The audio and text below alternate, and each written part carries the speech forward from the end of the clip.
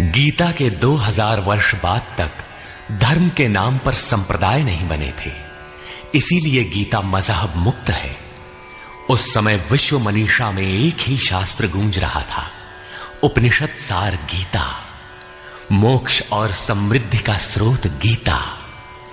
शास्त्र पढ़ने की अपेक्षा उसका श्रवण अधिक लाभदायक है, क्योंकि उच्चारण की शुद्धता इत्यादि में एकाग्रता बढ़ जाती है। इसीलिए सरल भाषा में रूपांतरित यथार्थ गीता की ये कैसेट आपकी सेवा में प्रस्तुत है। इनके श्रवण से बच्चे बच्चे में, पास पड़ोस में परमात्मा के शुभ संस्कारों का संचार होगा। आपके घर आंगन का वायुमंडल भी तपोभूमि सा सुरभित हो उठेगा।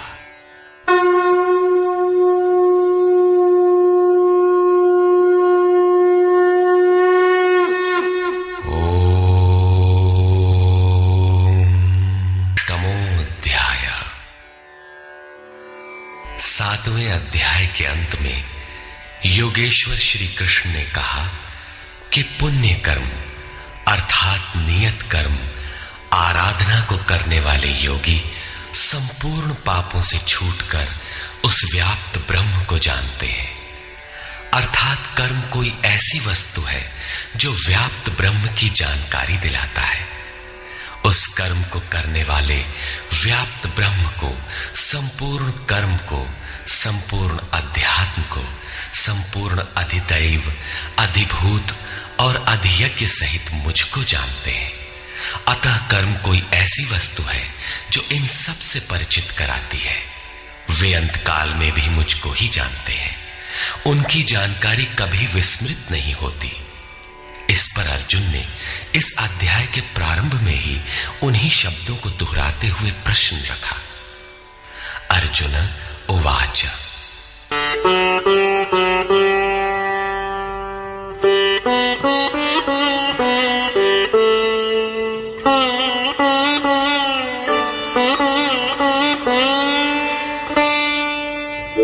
किं तद्ब्रह्म किमध्यात्मम् किं कर्म पुरुषोत्तम अधिभूतं च किं प्रोक्तम् अधिदैवं किमुच्यते।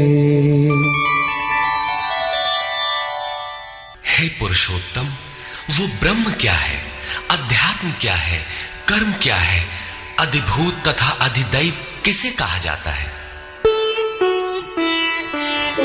अधियज्ञः कथं कोत्र देहेऽस्मिन् मधुसूदन प्रयाणकाले च कथं ज्ञेयोऽसि नियतात्मभिः। हे मधुसूदन, यहां अधियज्ञ कौन है और वह इस शरीर में कैसे है? सिद्ध है कि अधियज्ञ अर्थात यज्ञ का अधिष्ठाता कोई ऐसा पुरुष है जो मनुष्य शरीर के आधार वाला है।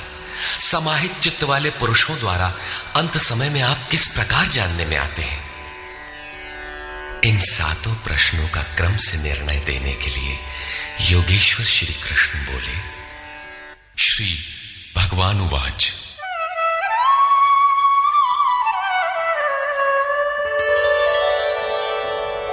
अक्षरं ब्रह्म परमं स्वभावोऽध्यात्ममुच्यते भूतभावोद्भवकरो विसर्गः कर्म संज्ञितः।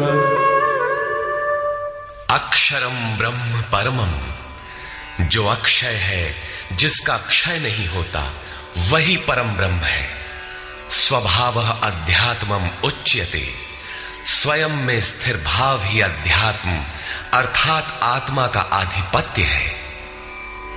इससे पहले सभी माया के आधिपत्य में रहते हैं, किंतु जब स्वभाव अर्थात स्वरूप में स्थिर भाव अर्थात स्वयं में स्थिर भाव मिल जाता है तो आत्मा का ही आधिपत्य उसमें प्रवाहित हो जाता है।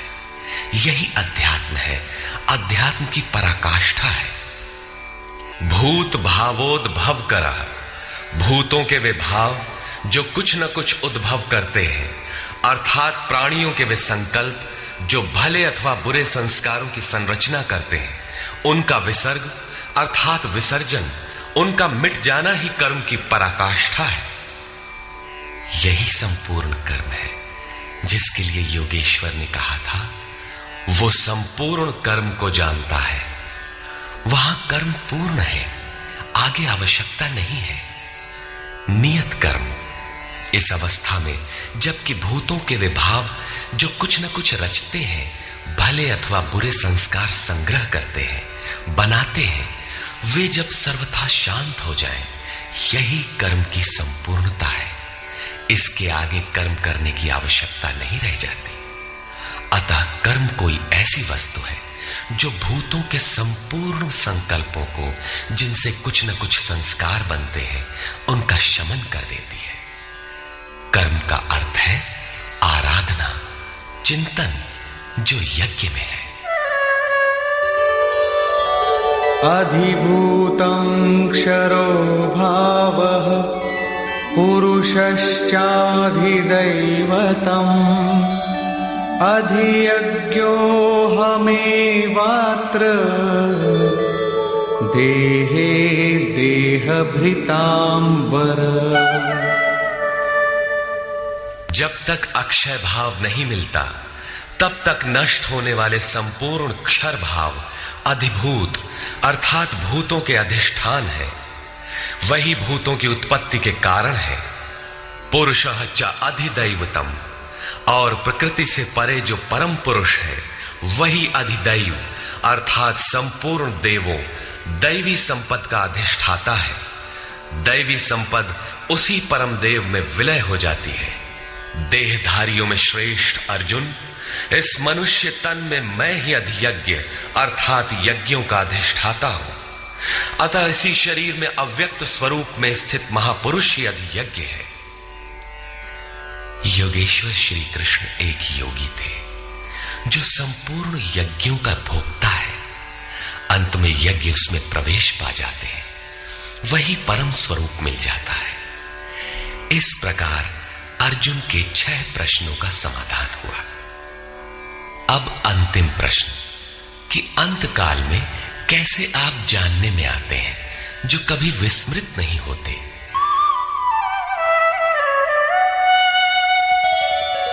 अंतकाले च मामेव स्मरन् मुक्त्वा कलेवरम् यः प्रयाति समद्भावम् याति नास्त्यत्र संशयः। योगेश्वर श्री कृष्ण कहते हैं, जो पुरुष अंतकाल में अर्थात मन के निरोध और विलय काल में मेरा ही स्मरण करते हुए शरीर के संबंध को छोड़ अलग हो जाता है, वो मद्भावम साक्षात मेरे स्वरूप को प्राप्त होता है। इसमें संशय नहीं है। शरीर का निधन शुद्ध अंतकाल नहीं है। मरने के बाद भी शरीरों का क्रम पीछे लगा रहता है। संचित संस्कारों की सतह के मिट जाने के साथ ही मन का निरोध हो जाता है, और वो मन भी जब विलय हो जाता है तो वहीं पर अंतकाल है, जिसके बाद शरीर धारण नहीं करना पड़ता। ये क्रियात्मक है, केवल कहने से, वार्ताक्रम से समझ में नहीं आता।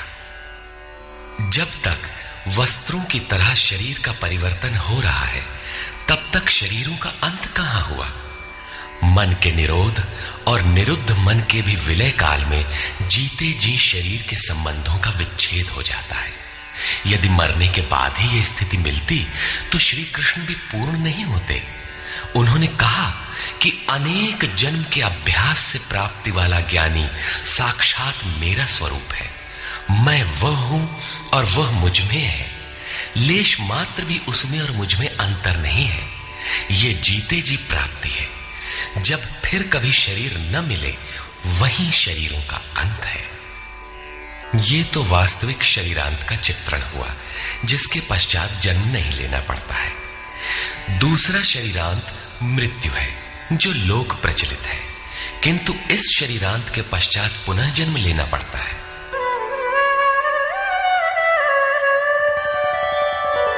यं यं वापि स्मरन् भावं त्यजत्यन्ते कलेवरम् तं तमेवैति कौन्तेय सदा तद्भावभावितः। कौन्तेय, मृत्यु के समय मनुष्य जिस भी भाव को स्मरण करता हुआ शरीर को त्यागता है, उसको ही प्राप्त होता है। तब तो बड़ा सस्ता सौदा है। आजीवन मौज करें, मरने लगे तो भगवान का स्मरण कर लेंगे। किंतु श्री कृष्ण कहते हैं ऐसा होता नहीं। सदा तद्भाव भावितः, उस ही भाव का चिंतन कर पाता है जैसा जीवन भर किया है। वही विचार बरबस आ जाता है जिसका जीवन भर अभ्यास किया गया है, अन्यथा नहीं हो पाता। तस्मात् सर्वेषु कालेषु मामनुस्मर युध्य च मय्यर्पितमनो बुद्धिः मामे वैश्यस्य संशयम्। इसलिए अर्जुन, तू हर समय मेरा स्मरण कर और युद्ध कर। मुझ में अर्पित मन और बुद्धि से युक्त होकर तो निसंदेह मुझे ही प्राप्त होगा। निरंतर चिंतन और युद्ध एक साथ कैसे संभव है? हो सकता है कि निरंतर चिंतन और युद्ध का यही स्वरूप हो कि जय कन्हैया लाल की, जय भगवान की कहते रहें और बाण चलाते रहें। किंतु स्मरण का स्वरूप अगले श्लोक में स्पष्ट करते हुए योगेश्वर कहते हैं,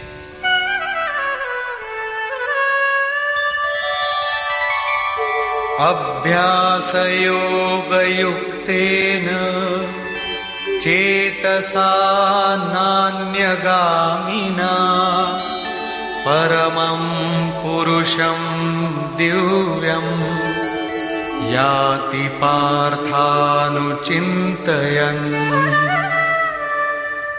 हे पार्थ, उस स्मरण के लिए योग के अभ्यास से युक्त हुआ, अर्थात मेरा चिंतन और योग का अभ्यास पर्याय है। मेरे सिवाय दूसरी ओर न जाने वाले चित्त से निरंतर चिंतन करने वाला परम प्रकाश स्वरूप दिव्य पुरुष अर्थात परमात्मा को प्राप्त होता है। मान लीजिए कि ये पेंसिल भगवान है, तो इसके सिवाय अन्य किसी वस्तु का स्मरण नहीं आना चाहिए। इसके अगल बगल आपको पुस्तक दिखाई पड़ती है या अन्य कुछ भी, तो आपका स्मरण खंडित हो गया। स्मरण जब इतना सूक्ष्म है कि इष्ट के अतिरिक्त दूसरी वस्तु का स्मरण भी ना हो, मन में तरंगे भी ना आए, तो स्मरण और युद्ध दोनों एक साथ कैसे होंगे? वस्तुतः जब आप चित्त को सब ओर से समेटकर अपने एक आराध्य के स्मरण में प्रवृत्त होंगे, तो उस समय मायिक प्रवृत्तियां काम, क्रोध, राग, द्वेष बाधा के रूप में सामने प्रकट ही है। आप स्मरण करेंगे किंतु वे आपके अंदर उद्वेग पैदा करेंगे। आपका मन स्मरण से चलायमान करना चाहेंगे। इन बाह्य प्रवृत्तियों का पार पाना ही युद्ध है। निरंतर चिंतन द्वारा ही इनका अंत किया जाता है। इसलिए निरंतर चिंतन के साथ ही युद्ध संभव है। गीता का एक भी श्लोक बाह्य मारकाट का समर्थन नहीं करता। चिंतन किसका करें, इस पर कहते हैं, कविं पुराणमनुशासितारम् अणोरणीयां समनुस्मरेत्यः सर्वस्य धातारमचिन्त्य रूपम् आदित्यवर्णं तमसः परस्तात्। उस युद्ध के साथ वो पुरुष सर्वज्ञ, अनादि, सबके नियंता, सूक्ष्म से भी अति सूक्ष्म, सबके धारण पोषण करने वाले किंतु अचिंत्य, अर्थात जब तक चित्त और चित्त की लहर है तब तक वो दिखाई नहीं देता। चित्त के निरोध और विलय काल में ही जो विदित होता है, नित्य प्रकाश स्वरूप और अविद्या से परे उस परमात्मा का स्मरण करता है। पीछे बताया मेरा चिंतन करता है, यहां कहते हैं परमात्मा का। अतः उस परमात्मा के चिंतन अर्थात ध्यान का माध्यम तत्व स्थित महापुरुष है। इसी क्रम में प्रयाण काले मनसाचलेन भक्त्या युक्तो योग बलेन चैव भ्रुवोर्मध्ये प्राणमावेश्य सम्यक् सतं परम पुरुषमुपैति दिव्यम्। जो निरंतर उस परमात्मा का स्मरण करता है वो भक्ति युक्त पुरुष प्रयाण काले मन के विलीन अवस्था काल में योग बल से अर्थात उसी नियत कर्म के आचरण द्वारा भ्रिकुटी के मध्य में प्राण को भली प्रकार स्थापित करके अर्थात प्राण अपान को भली प्रकार सम करके न अंदर से उद्वेग पैदा हो न बाह्य संकल्प कोई लेने वाला हो, सत रज तम भली प्रकार शांत हो, सुरत इष्ट में ही स्थित हो, उस काल में वो अचल मन अर्थात स्थिर बुद्धि वाला पुरुष उस दिव्य पुरुष परमात्मा को प्राप्त होता है। सतत स्मरणीय है कि उसी एक परमात्मा की प्राप्ति का विधान योग है। उसके लिए नियत क्रिया का आचरण ही योग क्रिया है, जिसका सविस्तार वर्णन योगेश्वर ने 4वें व 6वें अध्याय में किया है। अभी उन्होंने कहा निरंतर मेरा ही स्मरण कर। कैसे करें? तो इसी योग धारणा में स्थिर रहते हुए करना है। ऐसा करने वाला दिव्य पुरुष को ही प्राप्त होता है, जो कभी विस्मृत नहीं होता। यहां इस प्रश्न का समाधान हुआ कि आप प्रयाण काल में किस प्रकार जानने में आते हैं। पाने योग्य पद का चित्र देखें, जो गीता में स्थान स्थान पर आया है। यदक्षरं वेदविदो वदन्ति विशन्ति यद्यतयो वीतरागाः यदिच्छन्तो ब्रह्मचर्यं चरन्ति तत्ते पदं संग्रहेण प्रवक्ष्ये। वेदविद अर्थात अविदित तत्व को प्रत्यक्ष जानने वाले लोग जिस परम पद को अक्षरम अक्षय कहते हैं, वीतराग महात्मा जिसमें प्रवेश के लिए यत्नशील रहते हैं, जिस परम पद को चाहने वाले ब्रह्मचर्य का पालन करते हैं। ब्रह्मचर्य का अर्थ जननेन्द्रिय मात्र का निरोध नहीं, बल्कि ब्रह्म आचरति सब ब्रह्मचारी, बाह्य स्पर्शों को मन से त्याग कर ब्रह्म का निरंतर चिंतन स्मरण ही ब्रह्मचर्य है। जो ब्रह्म का दर्शन करा उसी में स्थान दिला शांत हो जाता है। इस आचरण से इंद्रिय संयम ही नहीं बल्कि सकलेंद्रिय संयम स्वतः हो जाता है। इस प्रकार जो ब्रह्मचर्य का आचरण करते हैं, जो हृदय में संग्रह करने योग्य है, धारण करने योग्य है, उस पद को मैं तेरे लिए कहूंगा। वो पद है क्या? कैसे पाया जाता है? इस पर योगेश्वर श्री कृष्ण कहते हैं, सर्वद्वाराणि संयम्य मनोहृदि निरुध्य च मूर्ध्याधायात्मनः प्राणम् आस्थितो योगधारणा।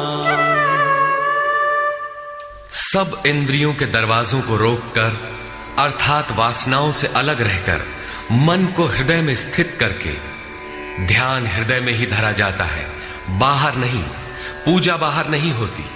और प्राण अर्थात अंतःकरण के व्यापार को मस्तिष्क में निरोध कर योग धारणा में स्थित होकर योग को धारण किए रहना है, दूसरा तरीका नहीं है। इस प्रकार स्थित होकर ओमित्येकाक्षरं ब्रह्म व्याहरन् मामनुस्मरन् यः प्रयाति त्यजन् देहम् स याति परमां गतिम्। जो पुरुष ओम इति ओम इतना ही जो अक्षय ब्रह्म का परिचायक है, उसका जाप तथा मेरा स्मरण करता हुआ शरीर का त्याग कर जाता है, वो पुरुष परम गति को प्राप्त होता है। श्री कृष्ण एक योगेश्वर परम तत्व में स्थित महापुरुष सद्गुरु थे। योगेश्वर श्री कृष्ण ने बताया कि ओम अक्षय ब्रह्म का परिचायक है, तू उसका जप कर और ध्यान मेरा कर। प्राप्ति के हर महापुरुष का नाम वही होता है जिसे वो प्राप्त है, इसलिए नाम ओम का बताया और रूप अपना। योगेश्वर ने कृष्ण कृष्ण जपने का निर्देश नहीं दिया। कालांतर में भावुकों ने उनका भी नाम जपना आरंभ कर दिया और अपनी श्रद्धा के अनुसार उसका फल भी पाते हैं। जैसा कि मनुष्य की श्रद्धा जहां टिक जाती है, वहां मैं ही उसकी श्रद्धा को पुष्ट करता तथा मैं ही फल का विधान भी करता हूं। श्री कृष्ण ओम पर बल देते हैं। ओहम स ओम, अर्थात वो सत्ता मेरे भीतर है। ये ओम भी उस परम सत्ता का परिचय देकर शांत हो जाता है। वास्तव में उस प्रभु के अनंत नाम है, किंतु जप के लिए वही नाम सार्थक है जो छोटा हो, श्वास में ढल जाए और एक परमात्मा का ही बोध कराता हो। उससे भिन्न अनेक देवी देवताओं की अविवेकपूर्ण कल्पना में उलझाकर लक्ष्य से दृष्टि न हटा दे। प्रारंभिक साधक नाम तो जपते हैं, किंतु महापुरुष के स्वरूप का ध्यान करने में हिचकते हैं। वे अपनी अर्जित मान्यताओं का पूर्वाग्रह छोड़ नहीं पाते। वे किसी अन्य देवता का ध्यान करते हैं जिसका योगेश्वर श्री कृष्ण ने निषेध किया है। अतः पूर्ण समर्पण के साथ किसी अनुभवी महापुरुष की शरण लें। पुण्य पुरुषार्थ सबल होते ही कुतर्कों का शमन और यथार्थ क्रिया में प्रवेश मिल जाएगा। योगेश्वर श्री कृष्ण के अनुसार इस प्रकार ओम के जप और परमात्म स्वरूप सद्गुरु के स्वरूप का निरंतर स्मरण करने से मन का निरोध और विलय हो जाता है और उसी क्षण शरीर के संबंध का त्याग हो जाता है। केवल मरने से शरीर पीछा नहीं छोड़ता। अनन्यचेता सततम यो मां स्मरति नित्यशः तस्याहं सुलभः पार्थ नित्ययुक्तस्य योगिनः। मेरे अतिरिक्त और कोई चित्त में है ही नहीं। उस अन्य किसी का चिंतन न करता हुआ अर्थात अनन्य चित्त से स्थिर हुआ जो अनवरत मेरा स्मरण करता है, उस नित्य मुझसे युक्त योगी के लिए मैं सुलभ हूं। आपके सुलभ होने से क्या मिलेगा? मामुपेत्य पुनर्जन्म दुःखालयम शाश्वतम् नाप्नुवन्ति महात्मानः संसिद्धिं परमां गताः। मुझे प्राप्त कर वे दुखों के स्थान स्वरूप क्षण भंगुर पुनर्जन्म को प्राप्त नहीं होते, बल्कि परम सिद्धि को प्राप्त होते हैं। अर्थात मुझे प्राप्त होना अथवा परम सिद्धि को प्राप्त होना एक ही बात है। केवल भगवान ही ऐसे हैं जिन्हें पाकर उस पुरुष का पुनर्जन्म नहीं होता। फिर पुनर्जन्म की सीमा कहां तक है? आब्रह्म भुवनाल्लोकाः पुनरावर्तिनोऽर्जुन मामुपेत्य तु कौन्तेय पुनर्जन्म न विद्यते। अर्जुन, ब्रह्मा से लेकर कीट पतंगादि सभी लोक पुनरावर्ती हैं, जन्म लेने और मरने तथा पुनः पुनः इसी क्रम में चलने वाले हैं। किंतु कौन्तेय, मुझे प्राप्त होकर उस पुरुष का पुनर्जन्म नहीं होता। धर्म ग्रंथों में लोक लोकांतरों की परिकल्पना ईश्वर पद की विभूतियों को बोध कराने के आंतरिक अनुभव या रूपक मात्र है। अंतरिक्ष में न तो कोई ऐसा गड्ढा है जहां कीड़े काटते हों और न ऐसे महल जिसे स्वर्ग कहा जाता हो। दैवी संपत्ति से युक्त पुरुष देवता और आसुरी संपत्ति से युक्त मनुष्य ही असुर है। श्री कृष्ण के ही सगे संबंधी कंस राक्षस और बाणासुर दैत्य थे। देव मानव तिर्यक योनियां ही विभिन्न लोक हैं। श्री कृष्ण के ही अनुसार ये जीवात्मा मन सहित पांचों इंद्रियों को लेकर जन्म जन्मांतर के संस्कारों के अनुरूप नया शरीर धारण कर लेता है। अमर कहे जाने वाले देवता भी मरण धर्मा है। क्षीणे पुण्ये मर्त्य लोकम विशन्ति। इससे बड़ी क्षति क्या होगी? वो देवतन ही किस काम का जिसमें संचित पुण्य भी समाप्त हो जाए। देवलोक, पशुलोक, कीट पतंगादि लोक भोग लोक मात्र है। केवल मनुष्य ही कर्मों का रचयिता है, जिसके द्वारा वो उस परम धाम तक को प्राप्त कर सकता है जहां से पुनरावर्तन नहीं होता। यथार्थ कर्म का आचरण करके मनुष्य देवता बन जाए, ब्रह्मा की स्थिति प्राप्त कर ले, किंतु वो पुनर्जन्म से तब तक नहीं बच सकता जब तक कि मन के निरोध और विलय के साथ परमात्मा का साक्षात्कार करके उसी परम भाव में स्थित न हो जाए। उसका पुनर्जन्म नहीं होना है, किंतु इस अव्यक्त स्थिति से पूर्व जब तक उसके पास अपनी बुद्धि है, जब तक वो ब्रह्मा है, वो पुनर्जन्म की परिधि में ही है। इन्हीं तथ्यों पर प्रकाश डालते हुए योगेश्वर श्री कृष्ण कहते हैं, सहस्रयुग पर्यन्तम् अहर्यद् ब्रह्मणो विदुः रात्रिं युग सहस्रान्तां तेहोरात्रविदो जनाः। जो 1000 चतुर्युगों की ब्रह्मा की रात्रि और 1000 चतुर्युगों के उसके दिन को साक्षात जानते हैं, वे पुरुष समय के तत्व को यथार्थ जानते हैं। प्रस्तुत श्लोक में दिन और रात विद्या और अविद्या के रूपक हैं। ब्रह्म विद्या से संयुक्त बुद्धि ब्रह्मा की प्रवेशिका तथा ब्रह्म विद्वरिष्ठ बुद्धि ब्रह्मा की पराकाष्ठा है। विद्या से संयुक्त बुद्धि ही ब्रह्मा का दिन है। जब विद्या कार्यरत होती है उस समय योगी स्वरूप की ओर अग्रसर होता है। अंतःकरण की सहस्रों प्रवृत्तियों में ईश्वरीय प्रकाश का संचार हो उठता है। इस प्रकार अविद्या की रात्रि आने पर अंतःकरण की सहस्रों प्रवृत्तियों में माया का द्वंद्व प्रवाहित होता है। प्रकाश और अंधकार की यहीं तक सीमा है। इसके पश्चात न तो अविद्या रह जाती है और न विद्या ही। वो परम तत्व परमात्मा विदित हो जाता है। जो इसे तत्व से भली प्रकार जानते हैं वे योगी जन काल के तत्व को जानने वाले हैं कि कब अविद्या की रात होती है, कब विद्या का दिन आता है, काल का प्रभाव कहां तक है अथवा समय कहां तक पीछा करता है। प्रारंभिक मनीषी अंतःकरण को चित्त अथवा कभी कभी केवल बुद्धि कहकर संबोधित करते थे। कालांतर में अंतःकरण का विभाजन मन, बुद्धि, चित्त और अहंकार की 4 प्रमुख वृत्तियों में किया गया। वैसे अंतःकरण की प्रवृत्तियां अनंत हैं। बुद्धि के अंतराल में ही अविद्या की रात्रि होती है और उसी बुद्धि में विद्या का दिन भी होता है। यही ब्रह्मा की रात्रि और दिन है। जगत रूपी रात्रि में सभी जीव अचेत पड़े हैं।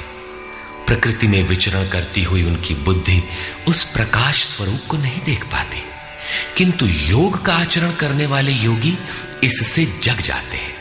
वे स्वरूप की ओर बढ़ते हैं, जैसा कि गोस्वामी तुलसीदास ने रामचरितमानस में लिखा है, कबहु दिवस मह निबिड़तम कबहु प्रकट पतंग बिन सई उपजई ज्ञान जिमि पाई कुसंग सुसंग।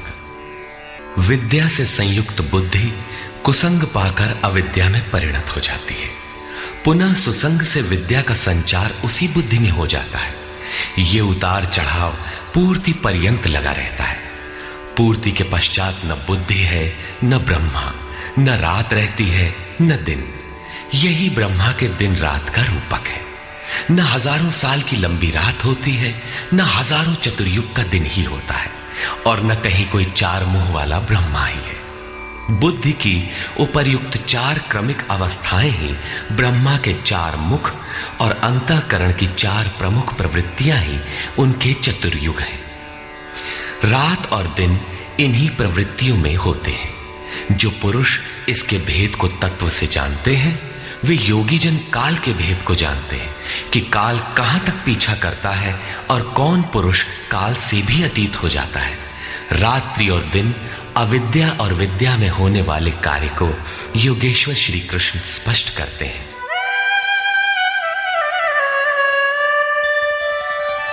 अव्यक्ताद्व्यक्तयः सर्वाः प्रभवन्त्यः रागमे, रात्र्यागमे प्रलीयन्ते, तत्रैवाव्यक्तसंज्ञके। ब्रह्मा के दिन के प्रवेश काल में अर्थात विद्या, दैवी संपत्ति के प्रवेश काल में संपूर्ण प्राणी अव्यक्त बुद्धि में जागृत हो जाते हैं, और रात्रि के प्रवेश काल में उसी अव्यक्त अदृश्य बुद्धि में जागृति के सूक्ष्म तत्व अचेत हो जाते हैं। वे प्राणी अविद्या की रात्रि में स्वरूप को स्पष्ट देख नहीं पाते, किंतु उनका अस्तित्व रहता है। जागृत होने और अचेत होने का माध्यम यह बुद्धि है, जो सब में अव्यक्त रहती है, दृष्टिगोचर नहीं है। भूतग्रामः स एवायम् भूत्वा भूत्वा प्रलीयते, रात्र्यागमे वश पार्थ प्रभवत्यः रागमे। हे पार्थ, सब प्राणी इस प्रकार जागृत होकर, प्रकृति से विवश होकर अविद्या रूपी रात्रि के आने पर अचेत हो जाते हैं। वे नहीं देख पाते कि हमारा लक्ष्य क्या है।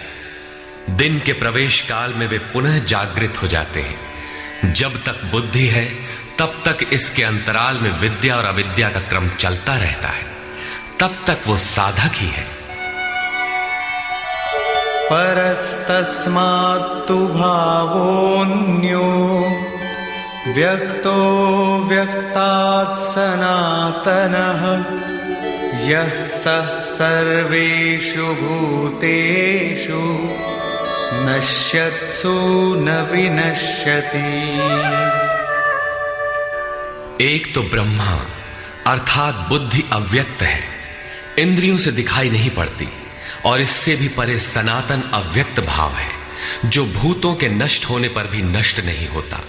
अर्थात विद्या में सचेत और अविद्या में अचेत, दिन में उत्पन्न और रात्रि में विलीन भावों वाले अव्यक्त ब्रह्मा के भी मिट जाने पर वो सनातन अव्यक्त भाव मिलता है, जो नष्ट नहीं होता। बुद्धि में होने वाले उक्त दोनों उतार चढ़ाव जब मिट जाते हैं, तब सनातन अव्यक्त भाव मिलता है, जो मेरा परम धाम है। जब सनातन अव्यक्त भाव प्राप्त हो गया तो बुद्धि भी उसी भाव में रंग जाती है, उसी भाव को धारण कर लेती है। इसलिए वो बुद्धि स्वयं तो मिट जाती है और उसके स्थान पर सनातन अव्यक्त भाव ही शेष बचता है। अव्यक्तोऽक्षर इत्युक्तः तमाहुः परमां गतिम्, यं प्राप्य न निवर्तन्ते तद्धाम परमं मम। उस सनातन अव्यक्त भाव को अक्षर अर्थात अविनाशी कहा जाता है, उसी को परम गति कहते हैं। वही मेरा परम धाम है, जिसे प्राप्त होकर मनुष्य पीछे नहीं आते, उनका पुनर्जन्म नहीं होता। इस सनातन अव्यक्त भाव की प्राप्ति का विधान बताते हैं। पुरुष स पर पार्थ भक्त्या लभ्यस्त्वनन्यया यस्यान्तस्थानि भूतानि येन सर्वमिदं ततम्। पार्थ, जिस परमात्मा के अंतर्गत संपूर्ण भूत है, जिससे संपूर्ण जगत व्याप्त है, सनातन अव्यक्त भाव वाला वो परम पुरुष अनन्य भक्ति से प्राप्त होने योग्य है। अनन्य भक्ति का तात्पर्य है कि परमात्मा के सिवाय अन्य किसी का स्मरण न करते हुए उनसे जुड़ जाए। अनन्य भाव से लगने वाले पुरुष भी कब तक पुनर्जन्म की सीमा में हैं और कब वे पुनर्जन्म का अतिक्रमण कर जाते हैं, इस पर योगेश्वर कहते हैं, यत्र काले त्वनावृत्तिम् आवृत्तिं चैव योगिनः प्रयाता यान्ति तं कालम् वक्ष्यामि भरतर्षभ। हे अर्जुन, जिस काल में शरीर त्याग कर गए हुए योगी जन पुनर्जन्म को नहीं पाते और जिस काल में शरीर त्यागने पर पुनर्जन्म पाते हैं, मैं अब उस काल का वर्णन करता हूं।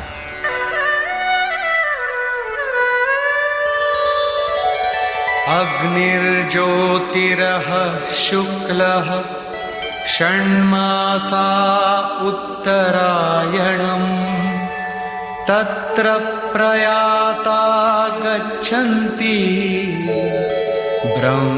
ब्रह्मविदो जनाः।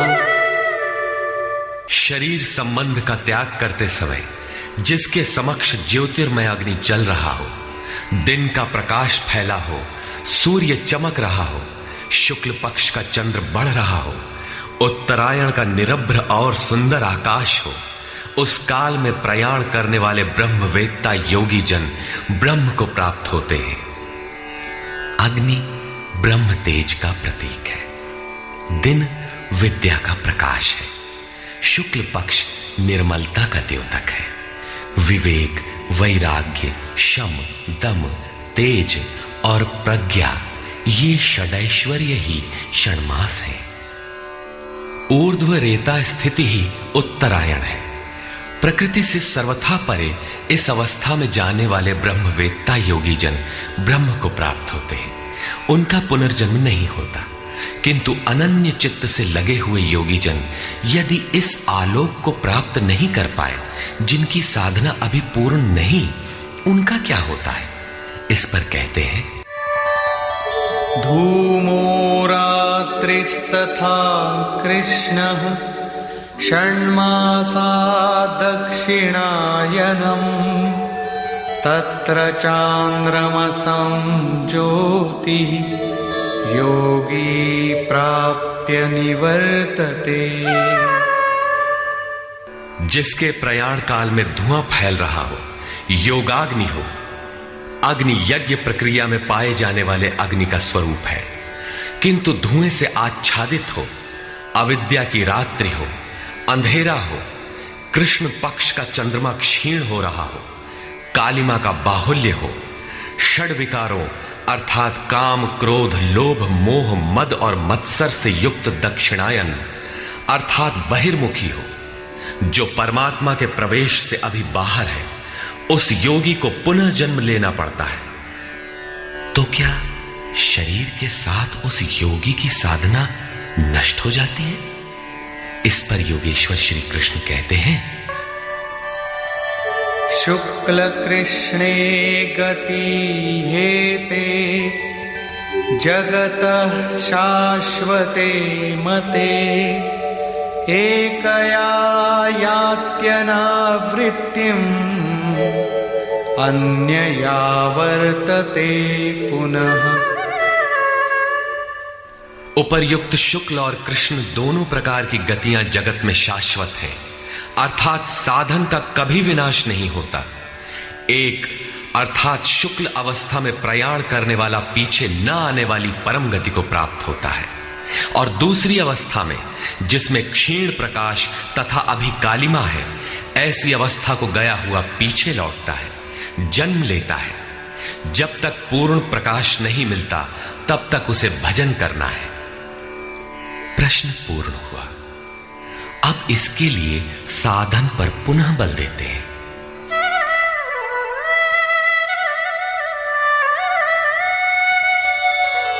नैते श्रुति पार्थ जानन् योगी मुह्यति कश्चन तस्मात् सर्वेषु कालेषु योगयुक्तो भवार्जुन। हे पार्थ, इस प्रकार इन मार्गों को जानकर कोई भी योगी मोहित नहीं होता। वो जानता है कि पूर्ण प्रकाश पा लेने पर ब्रह्म को प्राप्त होगा और क्षीण प्रकाश रहने पर भी पुनर्जन्म में साधन का नाश नहीं होता। दोनों गतियां शाश्वत हैं। अतः अर्जुन, तो सब काल में योग से युक्त हो, अर्थात निरंतर साधन कर। वेदेषु यज्ञेषु तपस्सु चैव दानेषु यत् पुण्यफलं प्रदिष्टम् अत्येति तत्सर्वमिदं विदित्वा योगी परं स्थानमुपैति चाद्यम्। इसको साक्षात्कार सहित जानकर, मानकर नहीं, योगी वेद, यज्ञ, तप और दान के पुण्य फलों का निसंदेह अतिक्रमण कर जाता है और सनातन परम पद को प्राप्त होता है। अविदित परमात्मा की साक्षात जानकारी का नाम वेद है। वो अविदित तत्व जब विदित हो ही गया तो अब कौन किसे जाने। अतः विदित होने के पश्चात वेदों से भी प्रयोजन समाप्त हो जाता है, क्योंकि जानने वाला भिन्न नहीं है। यज्ञ अर्थात आराधना की नियत क्रिया आवश्यक थी, किंतु जब वो तत्व विदित हो गया तो किसके लिए भजन करें। मन सहित इंद्रियों को लक्ष्य के अनुरूप तपाना तप है। लक्ष्य प्राप्त होने पर किसके लिए तप करें। मन, वचन और कर्म से सर्वतोभावेन समर्पण का नाम दान है। इन सब का पुण्य फल है परमात्मा की प्राप्ति। फल भी अब विलग नहीं है, अतः इन सब की अब आवश्यकता न रही। वो योगी यज्ञ, तप, दान इत्यादि के फल को भी पार कर जाता है। वो परम पद को प्राप्त होता है।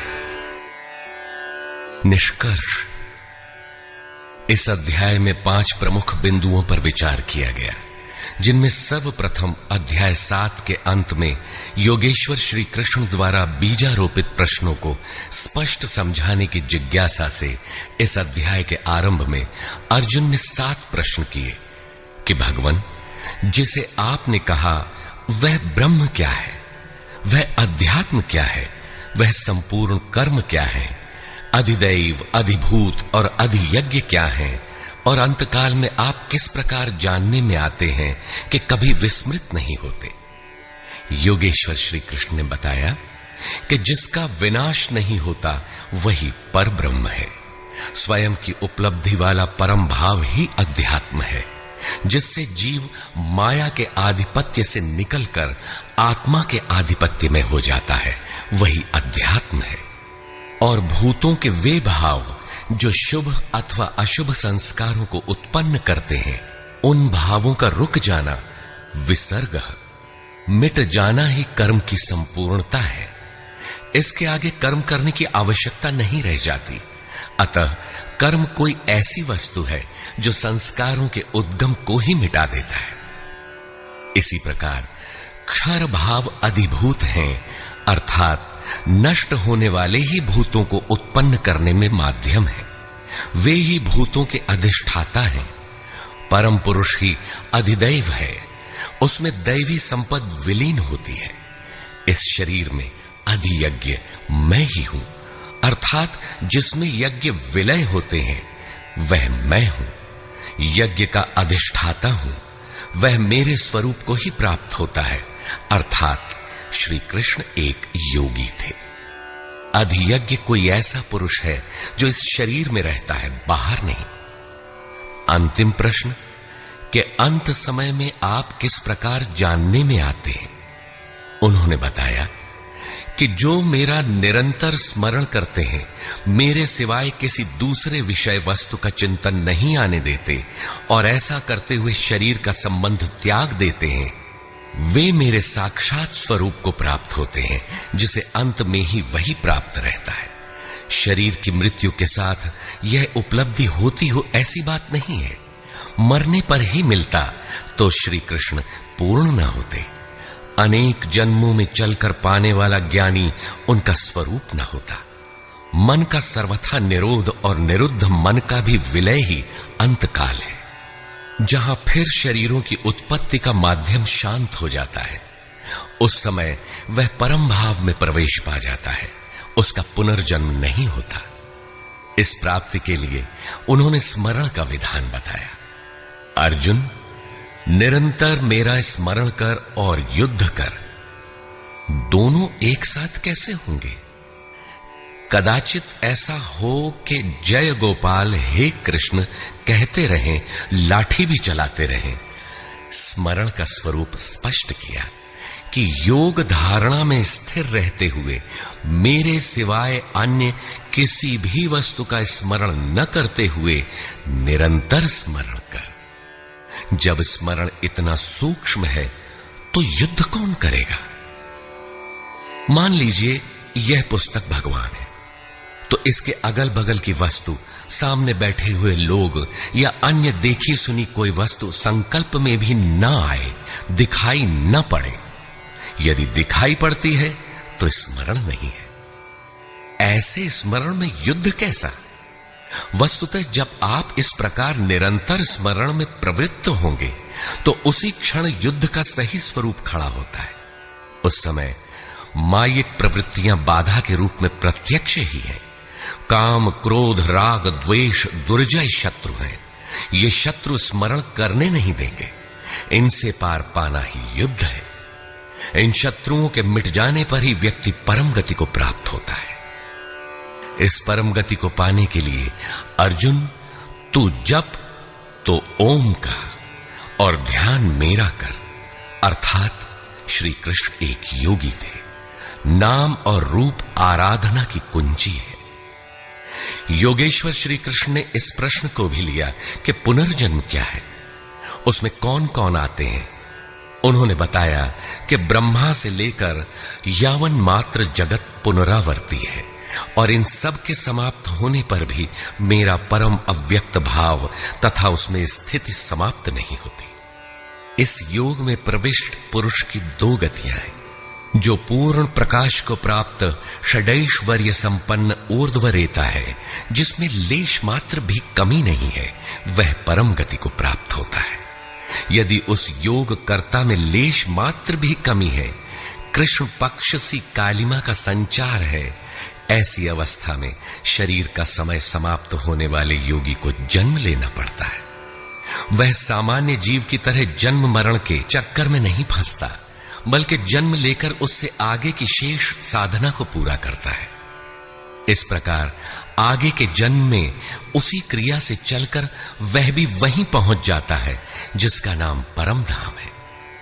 पहले भी श्री कृष्ण कह आए हैं कि इसका थोड़ा भी साधन जन्म मरण के महान भय से उद्धार करा के ही छोड़ता है। दोनों रास्ते शाश्वत हैं, अमिट हैं। इस बात को समझकर कोई भी पुरुष योग से चलायमान नहीं होता। अर्जुन, तू योगी बन। योगी वेद, तप, यज्ञ और दान के भी पुण्य फलों का उल्लंघन कर जाता है, परम गति को प्राप्त होता है।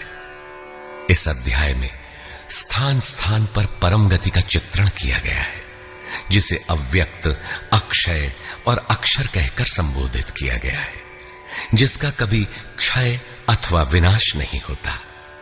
अतः ओम तत्सदिति श्रीमद् भगवद गीता सूपनिषत्सु ब्रह्म विद्यायाम योग शास्त्रे श्री कृष्ण अर्जुन संवादे अक्षर ब्रह्म योगो नाम अष्टमोऽध्यायः। इस प्रकार 8वां अध्याय पूर्ण होता है। हरि ओम तत्सत।